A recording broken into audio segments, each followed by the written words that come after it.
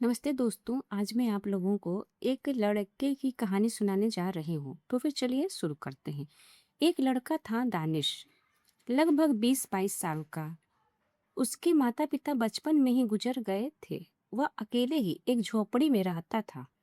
वह रोज नदी के किनारे जाता, मछलियाँ पकड़ कर लाता, उन्हें बनाकर खाता और फिर अपने काम पर चला जाता। काम पर जाते समय एक मंदिर पड़ता। वो भगवान शिव से हाथ जोड़कर विनती करता कि उसके जीवन में भी खुशियां आएं। वो प्रतिदिन शिव को प्रणाम करता था।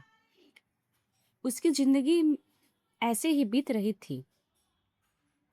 एक दिन वह मछली पकड़ने के लिए नदी के पास गया। उसे एक वहां बहुत ही सुंदर छोटी मछली मिली। वह उसे अपने साथ घर ले आया।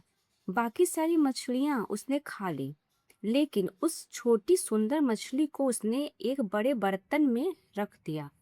खाना बनाकर वह खाकर सो गया और सुबह उठकर अपने काम पर चला गया। कुछ दिन ऐसे ही बीत गए। वह छोटी मछली धीरे धीरे बड़ी होने लगी। अब वह मछली उसे बहुत अच्छी लगने लगी। वह उससे बातें करने लगा। वह रोज घर आता, खाना बनाता, खाता और फिर उस मछली से बातें करते करते सो जाता। ऐसे ही कई दिन बीत गए।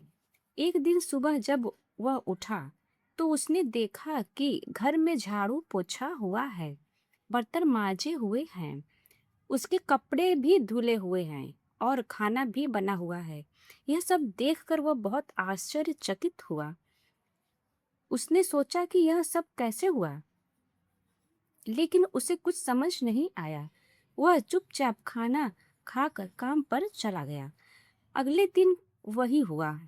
घर साफ था, खाना बना था, सब कुछ ठीक था। तीसरे दिन भी ऐसा ही हुआ। अब वह और भी ज्यादा सोच में पड़ गया। चौथे दिन उसने तय किया कि वह रात को जाग कर देखेगा कि यह सब कौन करता है।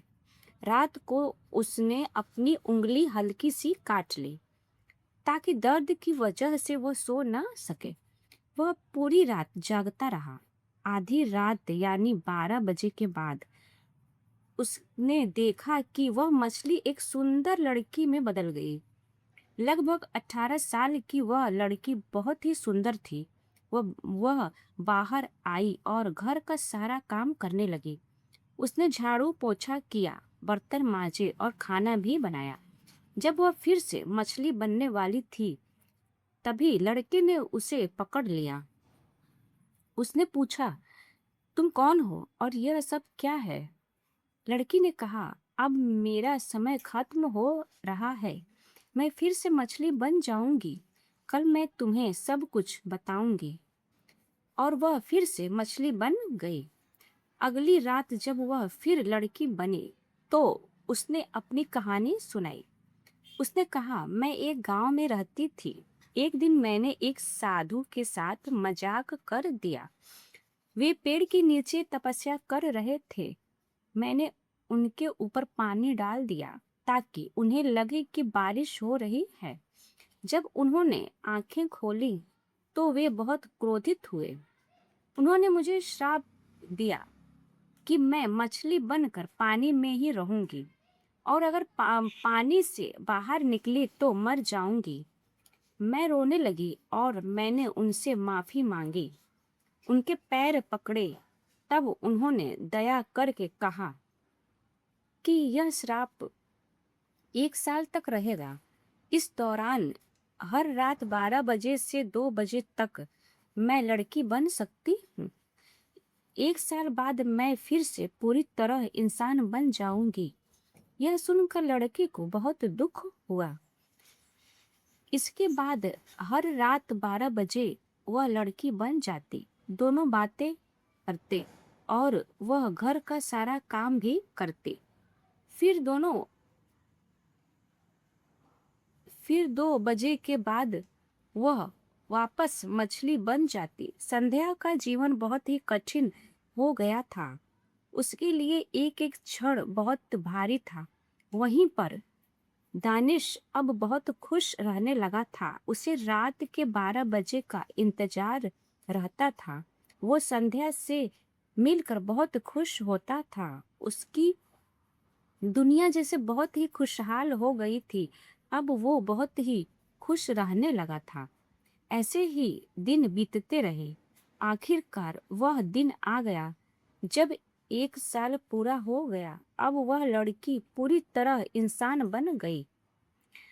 लड़, लड़का दानिश कभी कभी रात में भी काम करता था। उस दिन वो रात में घर नहीं आया और संध्या अब पूरी तरह से इंसान बन चुकी थी। अब वो अपने माता पिता से मिलने के लिए व्याकुल हो गई और अपने घर के लिए निकल पड़ी। रास्ते में उन्हीं साधु की कुटिया पड़ी। संध्या फिर से उनसे माफी मांगने और उनका आशीर्वाद लेने उनके पास गई। साधु उसे देखकर बहुत प्रसन्न हुए और उन्होंने उसे कुछ वरदान दिए। उन्होंने कहा, तुम्हारी 3 इच्छाएं मैं पूरी कर सकता हूँ। जो मांगना है मांग लो। इससे मैं तुम्हारे ऊपर किए गए क्रोध से मुक्त हो जाऊंगा। संध्या ने सोचा, क्यों न दानिश के लिए कुछ मांग लिया जाए। वो बहुत ही दुखी और परेशान है। उसने साधु से कहा, हे महात्मा, आप दानिश की इच्छा पूरी कर दीजिए। इससे मेरी भी इच्छा पूरी हो जाएगी। तपस्वी ने दिव्य दृष्टि से दानिश की मनोकामना देखी और उन्होंने उसकी इच्छा पूरी की।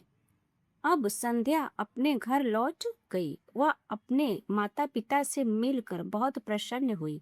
उसने सारी बात उन्हें बताई। उसकी सहेलियों ने सब कुछ अपनी आंखों से देखा था और उसके माता पिता को पहले ही बताया था। वहां जब दानिश अपने घर पहुंचा है तो देखता है कि एक सुंदर सा मकान बना हुआ है जिसमें उसकी ही चीजें रखी हुई हैं। हर सुख सुविधा से घर भरा हुआ है। बहुत सारा धन भी रखा हुआ है। वो संध्या को ढूंढता है। उसे न पाकर वह बहुत दुखी होता है। कुछ समय बाद संध्या अपने माता पिता से दानिश से मिलने की इच्छा जताती है। उसके माता पिता उसे लेकर दानिश के घर आते हैं और जल्द ही दोनों का विवाह कर देते हैं और दोनों खुशी खुशी साथ में रहने लगते हैं। धन्यवाद।